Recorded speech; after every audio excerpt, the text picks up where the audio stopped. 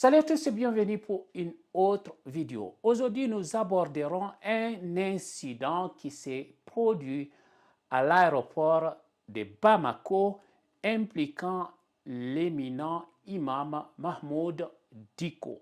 Son passeport diplomatique a été confisqué par les autorités policières, ce qui soulève des préoccupations quant à sa liberté de mouvement et à ses activités potentielles à l'étranger. Dans cette vidéo, nous examinerons les détails de l'incident, discuterons des préoccupations liées à la liberté de mouvement, analyserons les implications politiques potentielles et partagerons les réactions de la société civile malienne. Restez avec moi jusqu'à la fin pour ne rien manquer.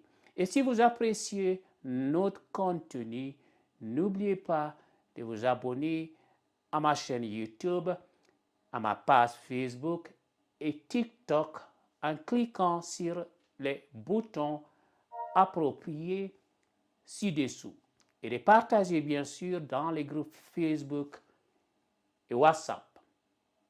Dans ce premier segment, nous allons examiner les détails de l'incident survenu à l'aéroport de Bamako. L'imam Dicko, une figure respectée et influente de la scène politique malienne et ouest-africaine en général, se vit confisquer son passeport diplomatique lors des formalités d'arrivée à son retour de Mauritanie. Malheureusement, les raisons exactes de cette confiscation n'ont pas été précisées par les autorités policières maliennes. Cet événement a suscité de nombreuses interrogations et préoccupations en République du Mali. Le deuxième segment de cette vidéo sera consacré aux préoccupations relatives à la liberté de mouvement de l'imam. En tant que personnalité publique et leader religieux influent, il a souvent exprimé ses opinions et ses positions sur des questions politiques et sociales au Mali. La confiscation de son passeport pourrait entraver sa capacité à voyager et à s'engager dans des activités religieuses et politiques à l'étranger, ce qui soulève des questions quant au respect des droits fondamentaux et des libertés civiles au Mali. Dans ce troisième segment, nous examinerons les implications politiques potentielles de la confiscation du passeport diplomatique de l'imam Dicko.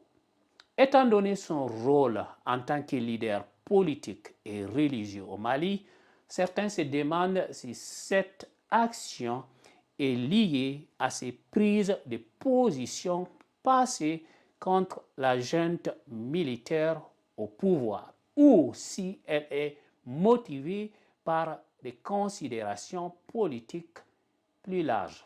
Il est crucial de comprendre les répercussions possibles de cet incident sur la situation politique et sécuritaire du pays. Dans ce segment, nous parlerons des réactions de la société civile malienne. De nombreuses voix se sont élevées déjà pour condamner cette action de la junte militaire du colonel Assimi Goïta et pour exiger des explications de la part des autorités compétentes. Des organisations de défense des droits de l'homme ont également appelé à la protection des droits et des libertés fondamentaux de l'imam, soulignant l'importance du respect des normes internationales. Nous arrivons à la fin de cette vidéo informative de cet incident de Bamako qui a soulevé des questions fondamentales concernant la liberté de mouvement, les implications politiques potentielles et le respect des droits fondamentaux au Mali. Nous continuerons à suivre cette affaire de très près et vous tiendrons informés des développements futurs. Si vous avez aimé cette vidéo et souhaitez soutenir mon travail, n'oubliez pas de vous abonner à nos chaînes en cliquant sur le bouton d'abonnement. Merci de nous avoir rejoints aujourd'hui et à bientôt pour de nouvelles actualités et analyses. Au revoir.